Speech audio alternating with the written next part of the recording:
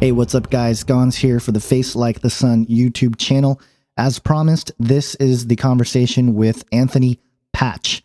And during the conversation, we got into CERN, we got into the Large Hadron Collider, and some of the esoteric connections with Saturn and other dimensions, and also his theories about what happened to the Airbus 320 that crashed just a couple days ago. And I want to thank everybody who asked questions in the comment section in the video yesterday. They were superb questions, and I was able to grab a handful of them, and I definitely mention your YouTube handle just to make sure I'm giving credit where credit is due. So, without further ado, here's Anthony Patch.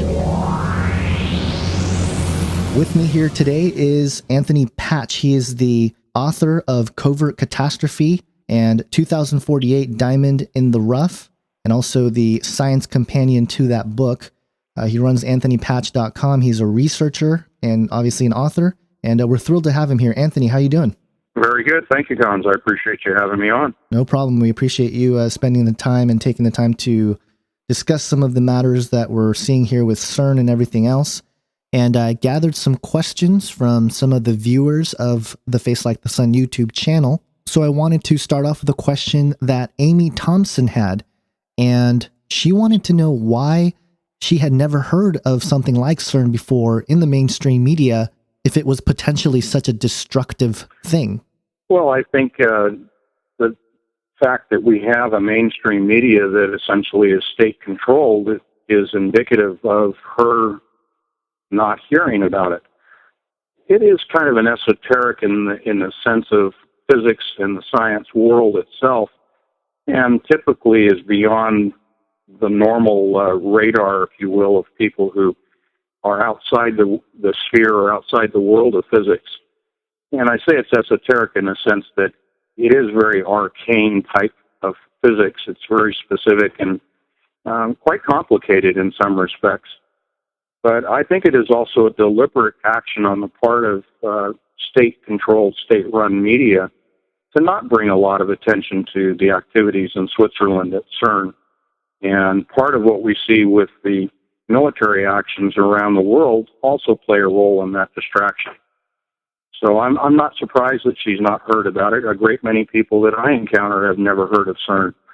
And that's part of your mission and my mission, is to bring that awareness to people. Yeah, absolutely. That makes sense. And, just for people that may be watching this or seeing something about CERN for the first time on this video, in your own words, what is CERN and what exactly is this Large Hadron Collider, and what's their goal? What are they trying to do? Well, it's the largest machine in recorded history that's ever been built by man that we're aware of. May have been something predating in the ancient times, but in modern times, the largest, most powerful machine, and certainly the most expensive that's ever been built by man. It is essentially a particle accelerator. It is accelerating small particles of material, say protons, subatomic particles at near the speed of light using electricity, radio frequency pulses, and magnets to control the particle streams. And the purpose of accelerating these particles to near the speed of light is so that they can collide when they meet each other after rotating about a large ring in opposite directions. The collisions cause the breaking away of smaller components of subatomic particles. Their stated goal is to try to determine the origins of the universe by going to the very smallest subatomic quantum level particles and discovering what was announced as the God particle in one instance. The Large Hadron Collider discovered the Higgs boson is the public story. And so they're trying to, in some sense, recreate the moment of the Big Bang, if you believe in that theory, by looking at the particles that existed at the time of the Big Bang for the start of the universe, the expansion of it. Their purpose is not only to determine the origins, what matter, what particles and what energy existed at the time of the Big Bang, But also, just recently, and this sounds very science fiction, but this comes right from the scientists, the spokespersons at CERN, that they expect to find other dimensions, that they expect to open gateways or portals, if you will, into other dimensions. And I'll stop there so you can interject, but I can give you the bigger purpose in a moment. Sure, yeah. And actually, that was the question that Zeus the Zeta asked. And his question was, how does a machine that's just supposed to look for subatomic particles going to open a portal? Yeah, very good. Theoretically, there is something called the Higgs field, and that's associated with the Higgs boson.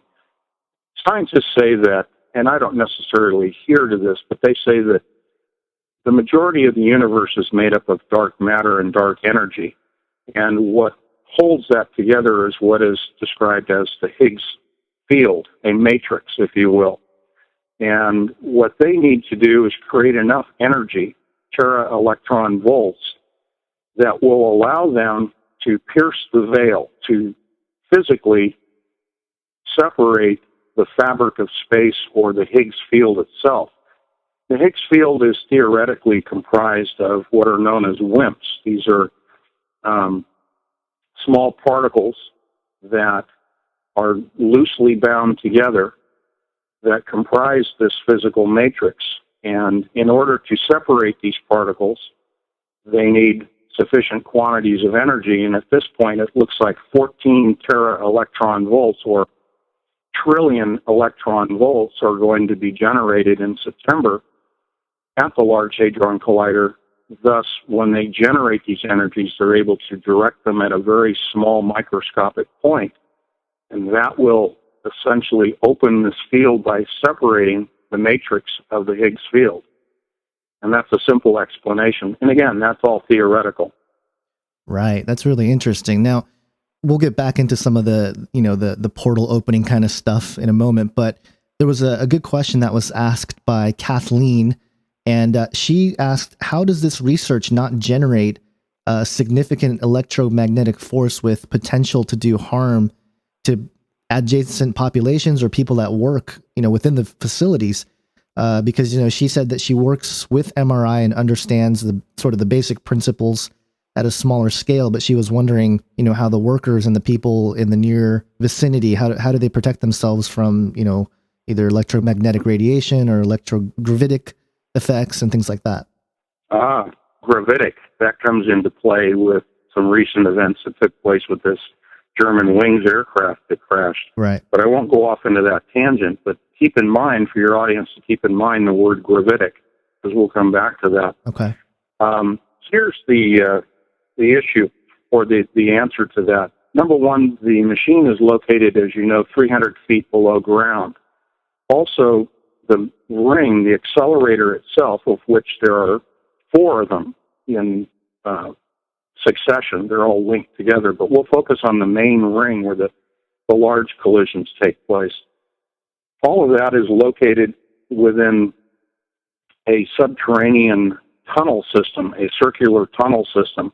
There are actually 2 tunnels, one for equipment and maintenance that is outside, and an inner ring, which is where the accelerated particles are traveling. These are all shielded. Each of these tubes within these subterranean tunnels are all shielded.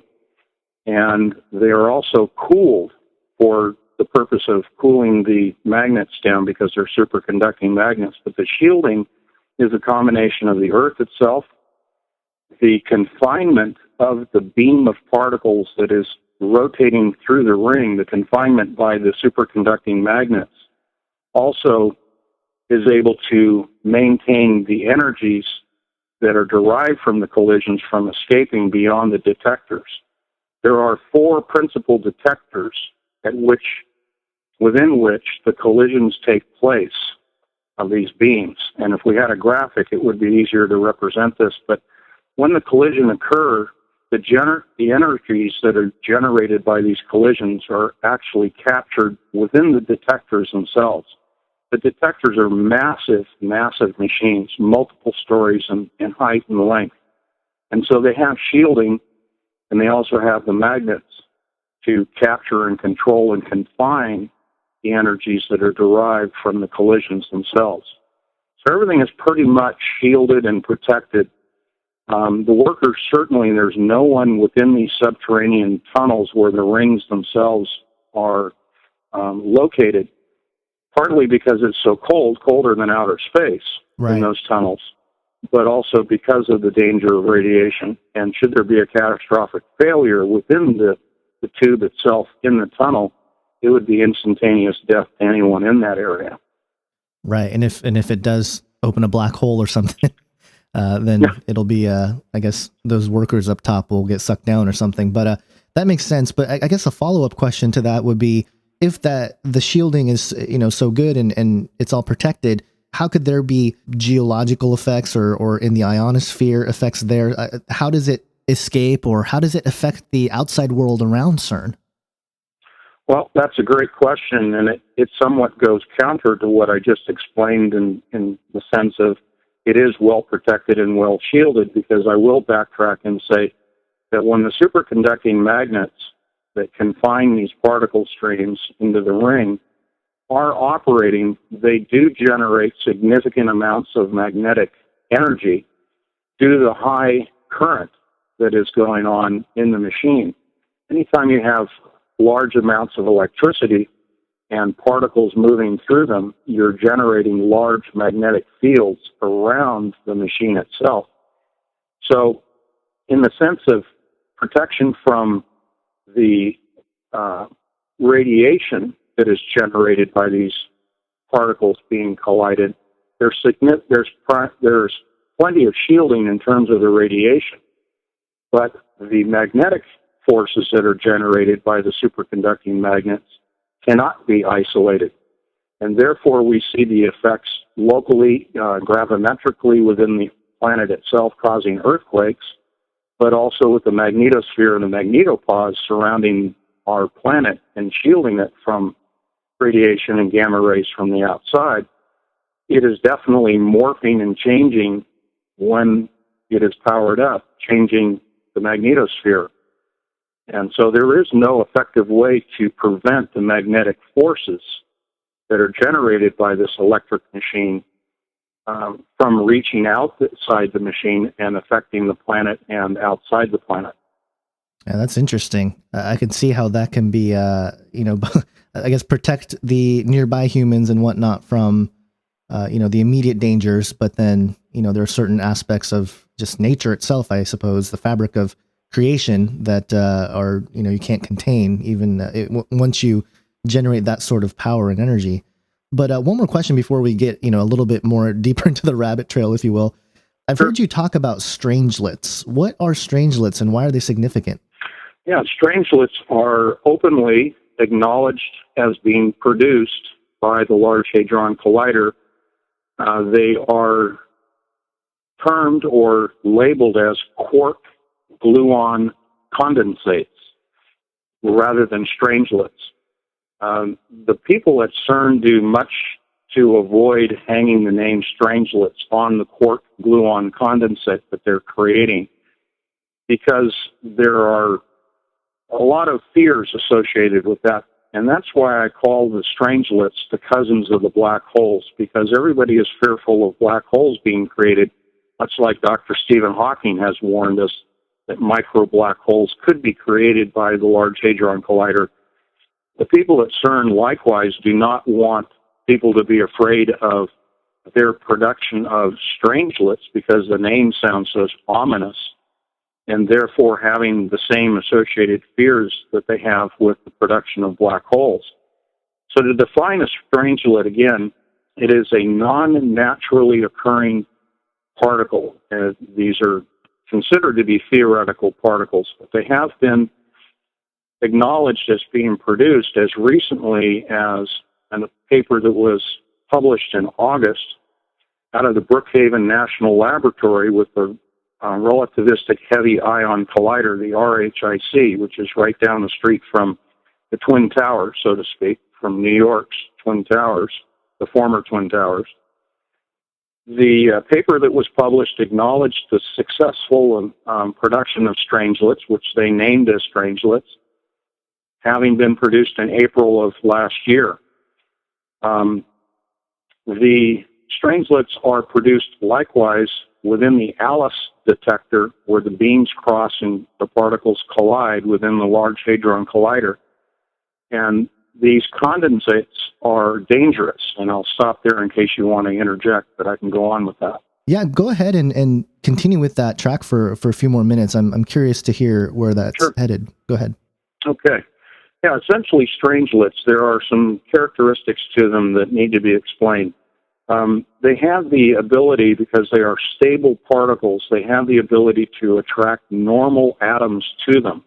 Normal atoms and molecules are considered to be unstable, and I'm being simplistic here, but they have the ability, the affinity to attract other matter to them and therefore grow exponentially in size.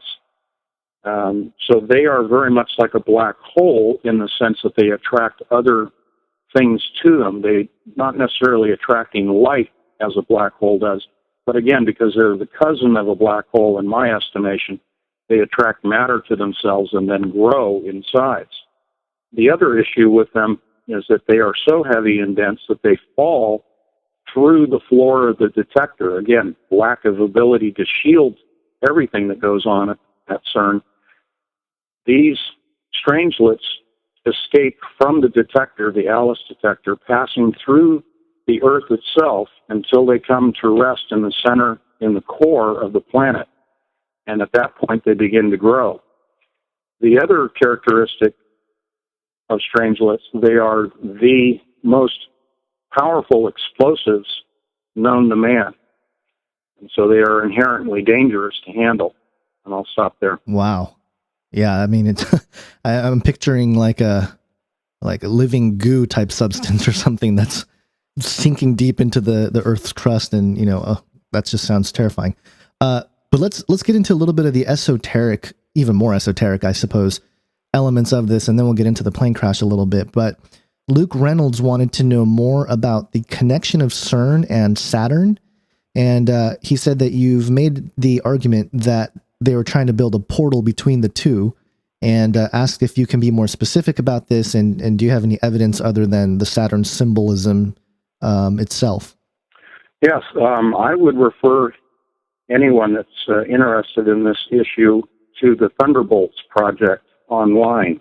This is primarily concerned with the theory of the electric universe as opposed to the gravity structure of the universe, the gravitational structure.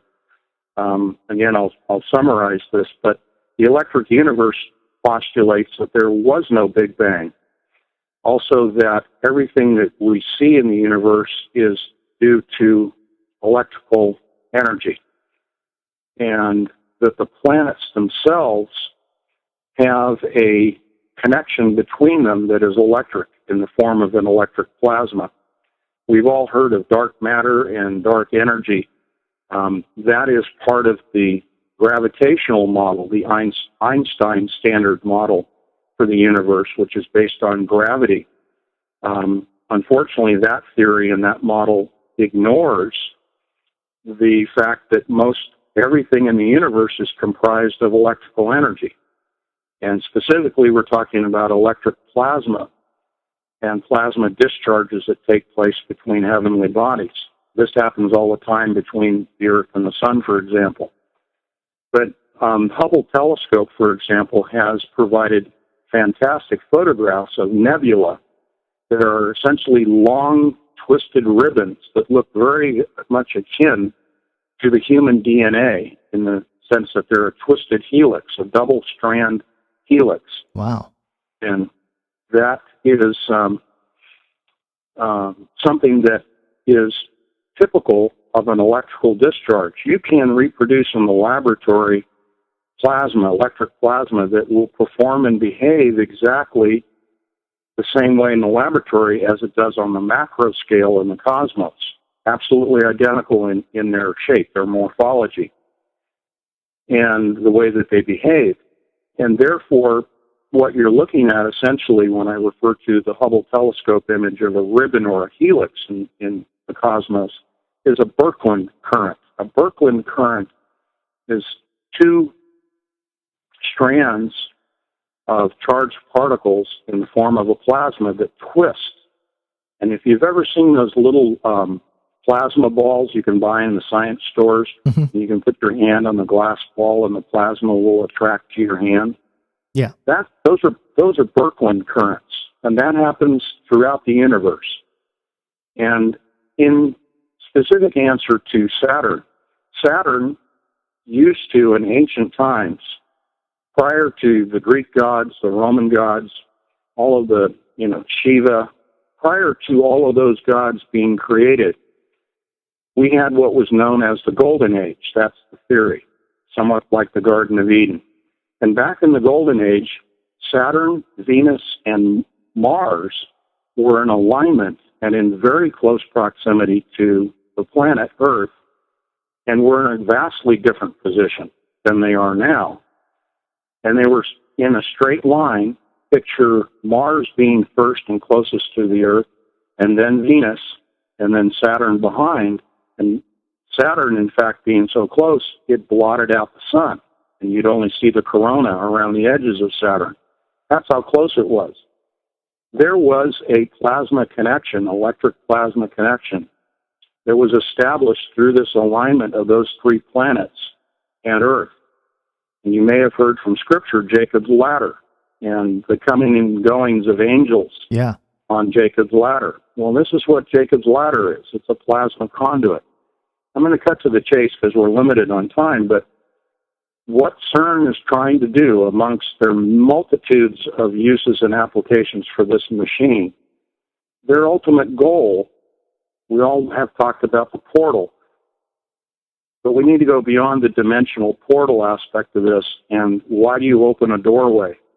Well, they want to recreate Jacob's ladder. They want to recreate, using this machine, a plasma conduit, a Birkeland current, a twisted helix or Birkeland currents between the machine and the southern pole of Saturn to establish that ladder again.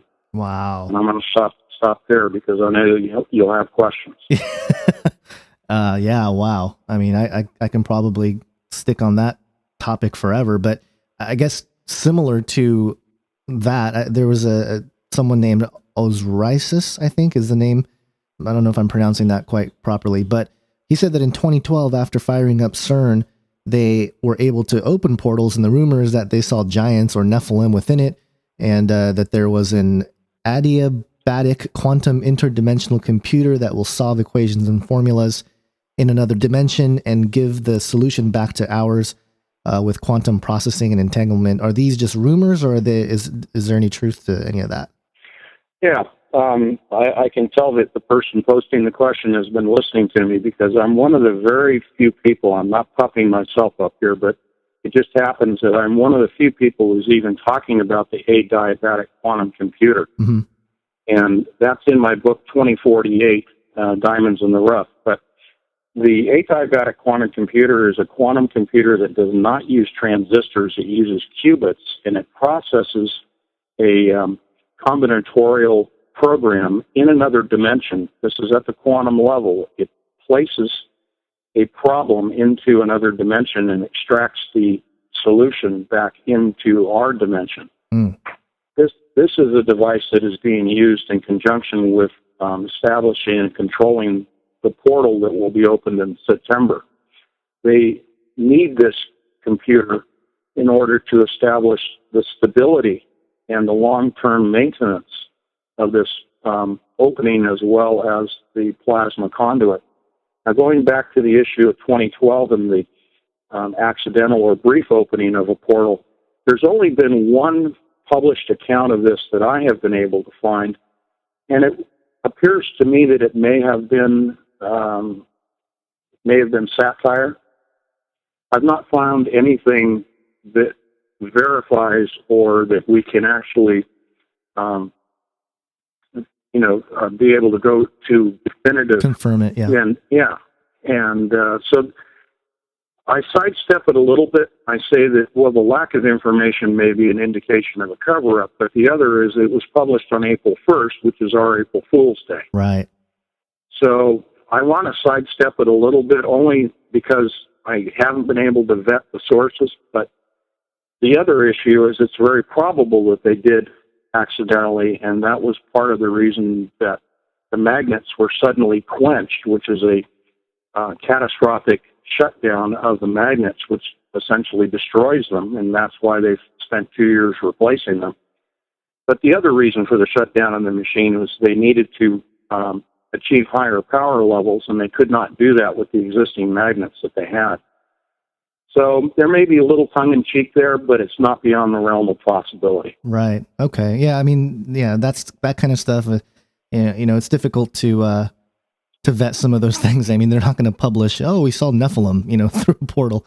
But if there is any truth to it, then a satire piece would be a good place to sort of throw it out there to see what the public reaction might be to some, information like that. But getting back to Jacob's Ladder, actually, Stephanie Pisani had a question, and she was talking about how back in 2012, NASA reported that there were hidden portals in Earth's magnetic fields, and this was published, and there's articles out there.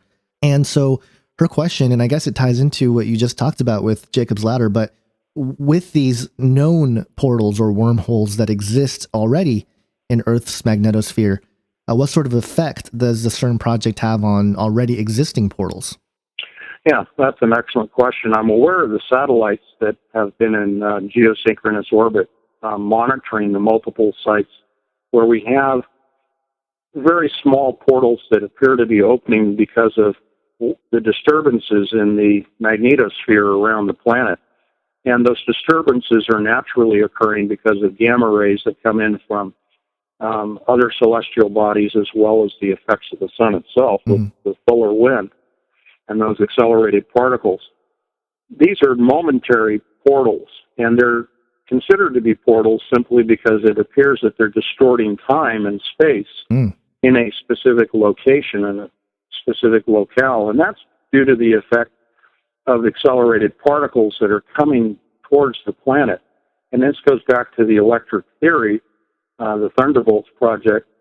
They've done a great explanation of all of this in the sense that when you have particles that are thrown off from the sun in a coronal mass ejection, they actually accelerate and gain speed the further they get away from the sun, which is counterintuitive. But they do that because they're being propelled by electricity. Now, the reason I bring that up is because you're seeing small conjunctions of energy, electric energy, that are meeting at specific points in the magnetosphere and causing these distortions that are then called portals. But they really aren't dimensional portals, so to speak. You're not looking at the ability to go to one of these and move into another dimension because they wink out of existence in milliseconds.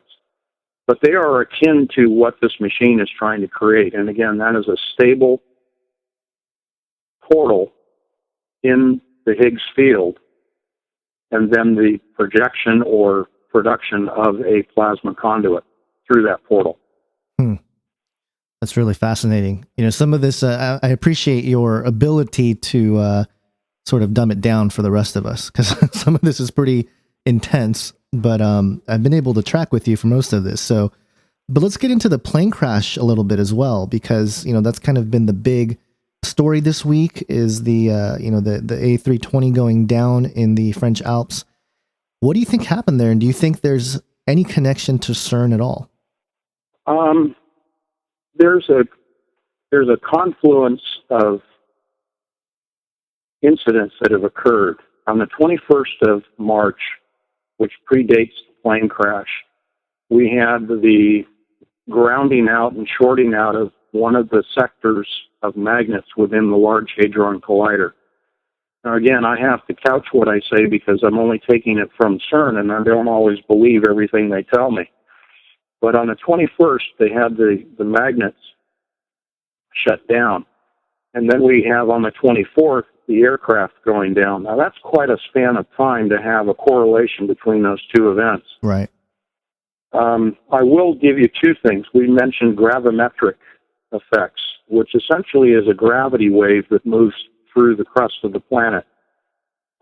It has been, conjectured only that there was a gravimetric wave that was detected at the same time the aircraft went down, a gravimetric wave that passed through the Alps themselves. And if that's the case, there's a possibility that it could have disturbed the avionics, the controls, and the instruments on the aircraft. However, if you're to follow that line of thinking of a large gravimetric wave moving through the mountains, then why did it not affect other aircraft? Right. So I moved to my theory, and again, it's purely conjecture on my part, that because a single aircraft was involved, that this was a directed energy weapon that was used against it. And the reason that I say directed energy, I'm not speaking of there was another story that came out hours after I broadcast this on Ground Zero with Clyde Lewis on a national program. Hours later, there was a release of a report from a disinformation site saying that a laser was used to take down the aircraft. This was not a laser. This was a disintegration of the aircraft and the bodies. And the impact on the ridgeline causing two separate spatter patterns, if you will, of debris, it doesn't account for the level of destruction of the bodies as well as the aircraft itself. So that leads me to a directed energy source as to the pulverizing of the bodies and the parts of the aircraft themselves. So consequently, you have to say, if it's a directed energy weapon, where did that come from? Well, I'm not going to say that it necessarily came from anywhere specifically, because that's going to get me in trouble. I'll let the audience, make their own leap as to the source of that directed energy weapon. There was a witness account from the village right next to the point of impact, in which he said that he heard two distinct explosions.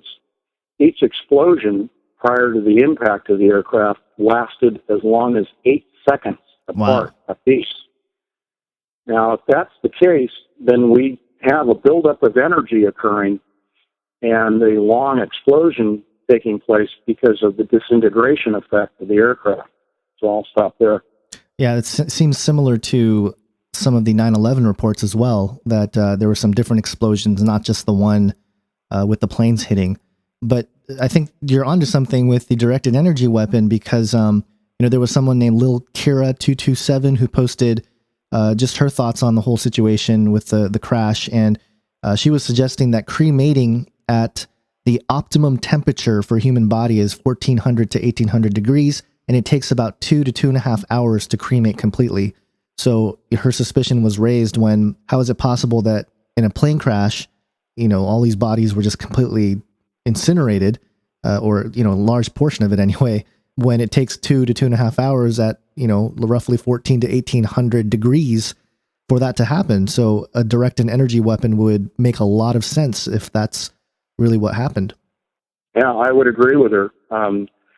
Virtually, any aircraft that goes down is going to throw bodies in multiple directions, in the direction of travel and outward. So, yeah, the fact that we're not seeing, and it's just very suspicious. And, of course, the whole thing with the pilot and the door and being locked out and, the suicidal tendencies or whatever, the co-pilot, all of that's a complete fabrication, and I think everybody in our audience, our type of audience, would agree that that's just a cover story. Yeah, it seems a little too convenient that all these planes that crash are suicide missions of one man that wants to take everybody out. But there was one of the viewers of the channel, James Thompson, did a little extra research, and he came across some interesting information regarding Yvonne Selke, who was one of the people that perished on the flight. He was able to make some dot connections that's pretty interesting, and let me share that with you and get your thoughts on it. But basically, Yvonne Selke, in the video that I produced yesterday and showed, worked for the National Geospatial Intelligence Agency, which was funded by Booz Allen Hamilton. And what James Thompson was able to point out was that there's a gentleman named Michael Vickers. And last week on the 19th, the Washington Post published an article that stated that Vickers, this Michael Vickers, who oversees all these different security agencies, stepped down. And this is a direct quote from the Washington Post. It says, Vickers oversees all intelligence and security agencies for the Defense Department as the Undersecretary of Defense for Intelligence. Those organizations include the National Security Agency, the Defense Intelligence Agency, and the National Geospatial Intelligence Agency. He held the position since 2011. So here we have one of the people that oversees the National Geospace Intelligence Agency step down 1 week before this plane goes down in the French Alps that happens to carry someone who worked for the National Geospatial Intelligence Agency. What are your thoughts on that? Yeah, that's quite remarkable. Again, the confluence of things coming together. To me, it screams whistleblower. Not necessarily Michael Vickers himself, although Yvonne Selke may have been carrying information to someone in Dusseldorf or someone in Germany or thereabouts that was going to be damaging perhaps to Mr. Vickers. I don't want to say anything negative about Mr. Vickers. I don't know the gentleman. I'm just connecting dots here, but Yvonne Selke, having worked for National Geospatial Intelligence Agency, they're essentially a mapping and observation and intelligence gathering agency using satellites, airborne photography, remote sensing. They're taking in information that, if you will, to summarize it, that is visible information and going through the analysis of that information. And they do that worldwide through Booz Allen Hamilton, who's a defense contractor. She worked for them for 23 years in association with NGA. Let's go back to gravimetric wave. Gravimetric wave passing through the Alps, as it does in other areas like the Andes Mountains and the Himalayas. These waves going through would be something that the NGA would have been paying attention to and would have sensed with their airborne satellites, their spaceborne satellites. She may have had information related to the source of these gravimetric waves. And I maintain that they are artificially produced gravimetric waves. And I will even go so far as to put out the conjecture, the theory, not an accusation, but the conjecture that possibly CERN and their magnets are causing gravimetric waves to propagate through the planet. We've seen earthquakes occur at the same time as the powering up of the magnets in the past, and I expect to see more. She may have damaging information regarding CERN that she was going to pass along, and that may be the reason that that plane was targeted. Yeah. Pure speculation, nothing negative I'm saying about Michael Vickers or Yvonne Selke. I want to emphasize that. Yeah. Nor the people working at CERN. This is not about the people that are involved in these projects. There's a much bigger nefarious agenda going on behind the scenes. Sure, which leads me to, I have a couple more questions here, but that leads right into the question I had, which was, where do you see the potentials of CERN in biblical prophecy? I know you mentioned Jacob's Ladder, but do you see any connection in Scripture anywhere that you might find CERN as something that was mentioned? Or it's not CERN precisely, but, something like it. Sure. We talk about a portal, and another way to relate that in Scripture is opening the bottomless pit, and CERN functioning as the key to unlock and open the bottomless pit. And the bottomless pit essentially is an interdimensional opening to an area where there are demonic spirits. And in my estimation, I know this sounds totally far-fetched and bizarre, but if we go back to the previous comments that I made about the Golden Age, the alignment of Saturn, the close proximity of Saturn with the planet and its plasma connection, I believe that Saturn is the bottomless pit. It is the receptacle and holding area for the demonic spirits in the Bible, and that it essentially is the bottomless pit itself, and it's going to be open. It doesn't have to reside in the core of the earth necessarily. Saturn has always been worshipped by the occult groups, and Saturn worship is purely demonic in my estimation. And I have no reason to doubt that that is where the spirit entities presently reside, and their goal is to bring those entities back to Earth by opening the bottomless pit. Wow. That's incredible. So last question here, moving forward, what is the schedule for CERN? What should we be looking out for? Well, I think their schedule, again, is subject to, questioning, because now we have they're published. If you want to look at their previously published schedule, go to my website at anthonypatch.com and go to Images 2 tab. Click on the Images 2, and you'll see a picture of one of the detectors. Click on the detector. It opens up the actual schedule, version 1.3 of their schedule that was just published a few weeks ago. On that schedule, the commissioning of the main ring, the commissioning of the ring meaning that it's ready to accept full power, so it's ready to accept streams of particles. On the 25th, wow, 25th of March, that's when they were supposed to be commissioning the beam. That's scheduled now because of this short circuit in one of the 8 sectors that has occurred with the magnets, the grounding of one of their magnet sections. It throws their schedule off. But long and short of it is September, October, and November, if you look at their schedule, is when they're going to be colliding particles of lead ions. In the schedule, it's listed as ion experiments. Because they're using particles of lead, which are very heavy and dense compared to protons and other particles that they have collided in the past, they're going to be able to generate the highest levels of energy that they've ever been able to create, which is 14 tera-electron volts. And that begins in September. There are intermediate dates and experiments that will take place, and it's on that schedule at my website. However, that schedule that is published on my website now possibly has been distorted because of this failure in one of the magnets. Sure.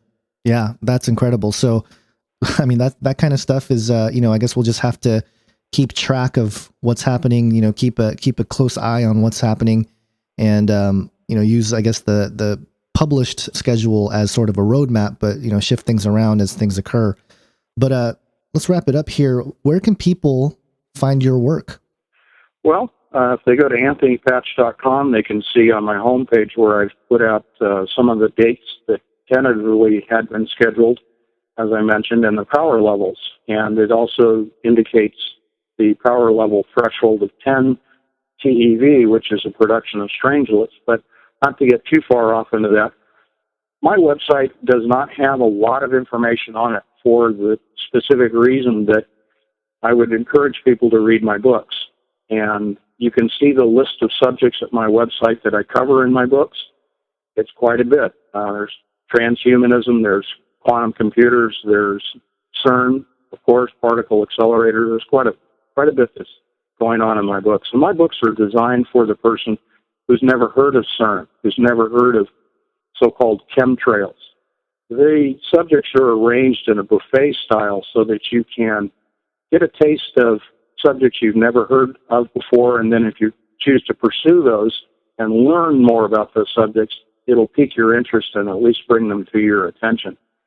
And that's done in a novel fashion so that it's not boring, non-fiction work. But the website has a few resources. It has links to a lot of videos that I have done as Google Hangouts with End Times Matrix News with Tim and Chris.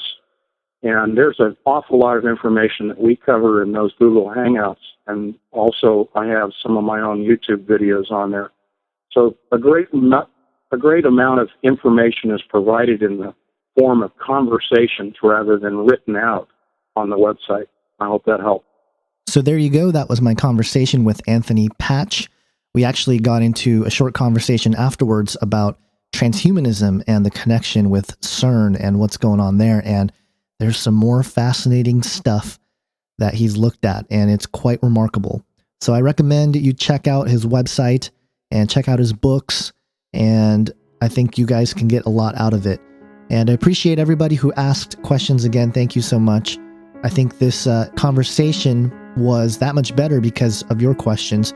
And let me know if you want me to do more of this kind of interview style where I'm able to ask some of your questions to guests and things that I am able to contact and get a hold of and have conversations with. So let me know on that front. In terms of what I thought about the conversation, the most interesting thing that I thought he said was his theory that Saturn was the bottomless pit, and they're trying to create some sort of wormhole from Saturn to the Earth. And that would be really interesting. And again, off air, he mentioned some things about the reason why they're creating hybrids on Earth is for these spirits to harness bodies when they get here. So again, very interesting stuff. And then he also mentioned some things with me about the third strand of DNA that has something to do with CERN. So I think all of this stuff is in his book, so I recommend you check that stuff out. And I think I'm going to have to look into some of the items that he brought up and try to do my own little research to vet some of it or look into some of it. And I'm sure I'll come out with more videos in that regard, because it seems like CERN, after talking to Anthony here, my sense is that while we sort of think that it's just the latest trend of conspiracy theories, what they're trying to do in the next few months can really, really be detrimental to the Earth. And some really, really bizarre things can go down. So keep that in mind. And I want to just wrap it up with a scripture reading here. 1 Peter 4, verses 7 through 11. And it says this in the ESV: "The end of all things is at hand. Therefore, be self-controlled and sober-minded for the sake of your prayers. Above all, keep loving one another earnestly, since love covers a multitude of sins. Show hospitality to one another without grumbling. As each has received a gift, use it to serve one another as good stewards of God's varied grace. Whoever speaks, as one who speaks oracles of God. Whoever serves, as one who serves by the strength that God supplies, in order that in everything God may be glorified through Jesus Christ. To him belong glory and dominion forever and ever. Amen." Thanks for watching this video, guys. Please subscribe to the channel, share this video, comment, be nice in the comment section, and hope you guys have a great day. God bless.